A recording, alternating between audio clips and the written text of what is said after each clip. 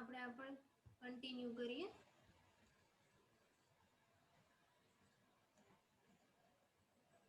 Continuous process at the first stage of the line, the base frame of the product is made and then other components are added at the other stage of the line as the product move forward.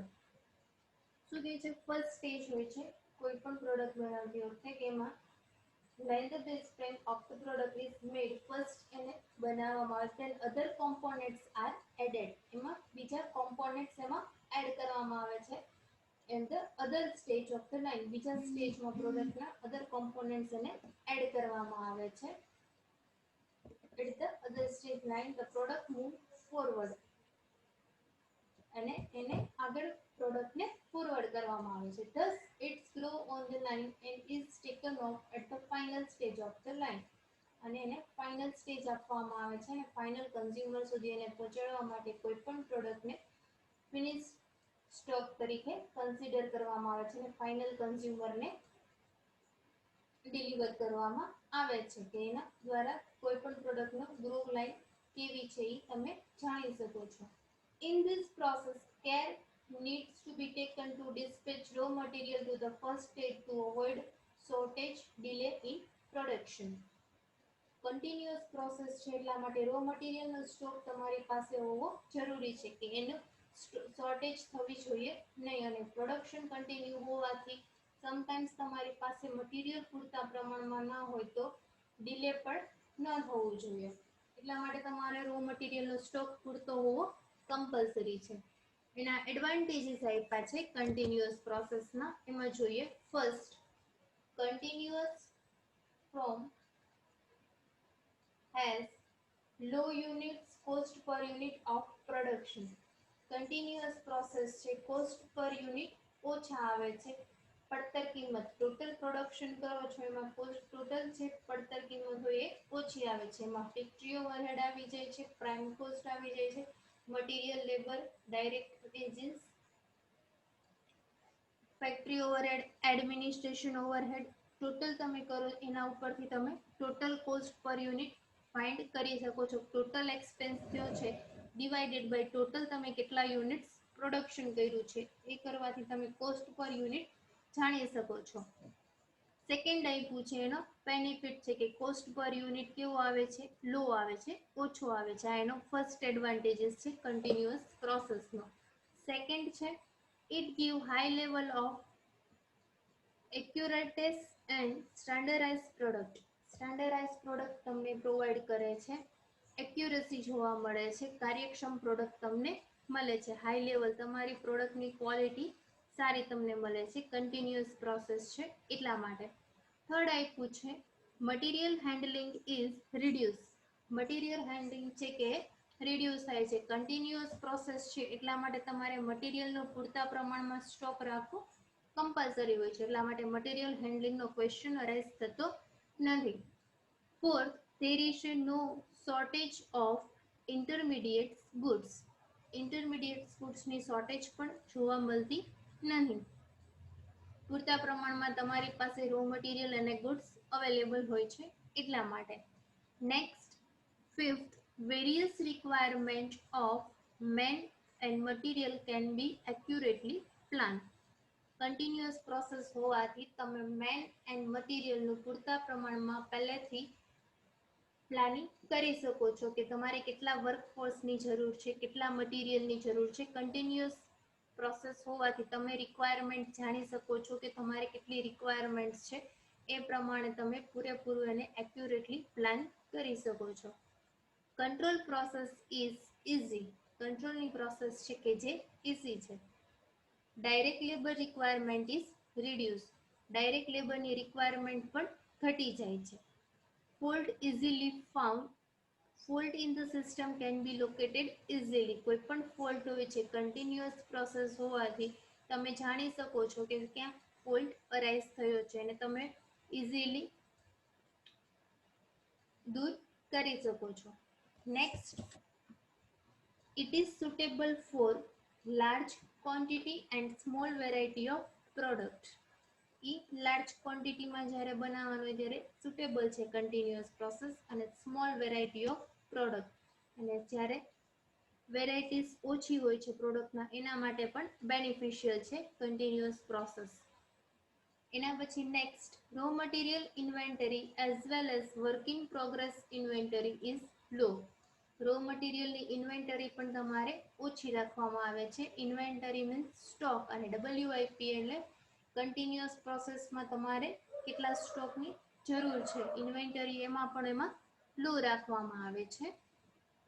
Next few job instruction are required and supervision needed is very low because job are standardized. જોબના instruction પણ ઓછા હોય છે. few job instruction are required. Job related instruction પણ ઓછી હોય છે. સુપરવિઝનની પણ કંઈ જરૂર હોતી નથી. ઇન્સ્પેક્શન પણ કરવામાં આવતું નથી. Very low because job are standardize. એની જોબનું સ્ટાન્ડર્ડ છે એ હાઈ લેવલ હોય છે એટલા માટે. Production planning and scheduling is a simpler. Production છે, પ્લાનિંગ છે અને એનું શેડ્યુલ છે એ સિમ્પલ છે, ડેઇલી પ્રોસેસ છે એટલા માટે. ઇઝીલી તમે એને સમજી શકો છો. નેક્સ્ટ ટાઈપ પૂછે ડિસએડવાન્ટેજીસ ઓફ કન્ટિન્યુઅસ પ્રોસેસ. કયા કયા ડિસએડવાન્ટેજીસ આપ્યા છે કન્ટિન્યુઅસ પ્રોસેસના. ફર્સ્ટ જોઈએ, initial project cost is very high because of the special purpose machine that are used. સ્ટાર્ટિંગમાં પ્રાથમિક ધોરણે જ્યારે તમે નવો પ્રોજેક્ટ સ્ટાર્ટ કરો છો ત્યારે એની કોસ્ટ ઘણી ઊંચી આવે છે, પડતર કિંમત વધારે હોય છે. કેમ? કેમ કે સ્પેશિયલ પર્પસ માટે તમારે એના માટે અલગ મશીનરી પરચેસ કરવાની હોય છે કે જે એના માટે કન્ટિન્યુઅસ પ્રોસેસ માટે જ યુઝ થાય છે, કે જેની કોસ્ટ તમારે ઇનિશિયલ લેવલે એટલે પ્રાથમિક લેવલે તમારે એની કોસ્ટ વધારે આવે છે. Maintenance is also expensive. Maintenance છે એ પણ કેવું આવે છે? એક્સપેન્સિવ હોય છે.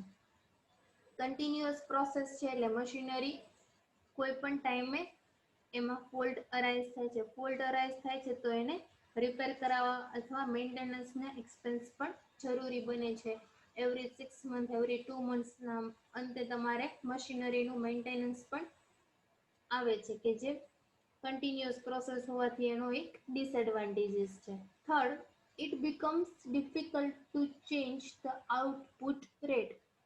આઉટપુટ રેટને ચેન્જ કરવો ડિફિકલ્ટ છે.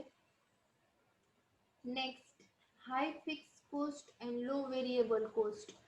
ફિક્સ કોસ્ટ, વેરિયેબલ કોસ્ટ અને સામે વેરિયેબલ, ત્રણ ટાઈપ્સની કોસ્ટ તમે એકાઉન્ટ્સમાં શીખીને આવ્યા છો. એમાં ફિક્સ કોસ્ટ છે કે જે હાઈ હોય છે અને વેરિયેબલ કે જેમાં ચેન્જીસ જોવા મળે છે જેને આપણે વેરિયેબલ કોસ્ટ કહીએ છીએ. અને ફિક્સ કોસ્ટ કે દરેક લેવલે એક સરખી સિમિલર હોય છે એ હાઈ આવે છે અને વેરિયેબલ કોસ્ટ હોય છે એ લો આવે છે.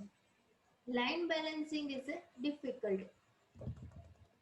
કન્ટિન્યુઅસ પ્રોસેસ છે એટલા માટે લાઇન બેલેન્સિંગ કરવું ડિફિકલ્ટ બને છે. Process is big and equipment and machine get outdated very fast. કોઈ પણ ઇક્વિપમેન્ટ મીન્સ સાધન સામગ્રી અને મશીનરી કે જે કન્ટિન્યુઅસ પ્રોસેસ હોવાથી આઉટડેટેડ ઝડપથી બની જાય છે, કે અમુક ટાઈમ સુધી જે વર્ક કરી શકે છે. આફ્ટર 6 યર અથવા આફ્ટર 5 યર્સ એ મશીનરી આઉટડેટેડ બની જાય છે. તો અમે નવી ટેકનોલોજી સાથે નવી ટેકનોલોજીને ઇમ્પ્લિમેન્ટ કરીને નવી મશીનરી પરચેસ કરવી પડે છે કે જે મેન્ટેનન્સ અને એક્સપેન્સ વધારે છે. આ એનો ડિસએડવાન્ટેજીસ છે કન્ટિન્યુઅસ પ્રોસેસમાં. આઉટડેટેડ થઈ જાય છે, જૂની પુરાની બની જાય છે machinery. Breakdown of one machine result in stoppage of entire line. એક વખત તમારું મશીનમાં બ્રેકડાઉન થાય છે તો જે તમારી આખી પ્રોસેસ લાઇન છે એને ડિસ્ટ્રોય કરી નાખે છે, કે તમારી કન્ટિન્યુઅસ પ્રોસેસ છે કે જે ટોટલી ડિસ્ટ્રોય થઈ જાય છે. Next, the tasks are tedious in the long run. It adversely affect the moral of the workers. Task છે કે જે ટીડીયસ છે, કન્ટિન્યુઅસ પ્રોસેસ હોવાથી વર્કર્સને ડેઈલી ખબર હોય છે કે એનું વર્ક શું છે અને શું કામ કરવાનું છે, એટલા માટે ઘણી વખત એના માટે કંટાળારૂપ બની રહે છે, ટીડીયસ બની રહે છે. લાંબા ગાળે વર્કર્સનું મોરલને એડવર્સલી અફેક્ટ કરે છે, કે એનું મોરલ ડાઉન થાય છે, કે એને એમાં કામમાં કોઈ રુચિ રહેતી નથી કન્ટિન્યુઅસ પ્રોસેસ હોવાથી.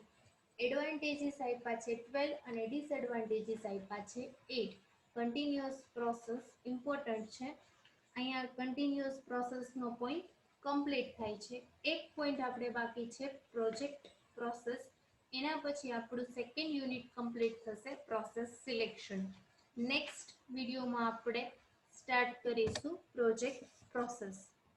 Thank you very much.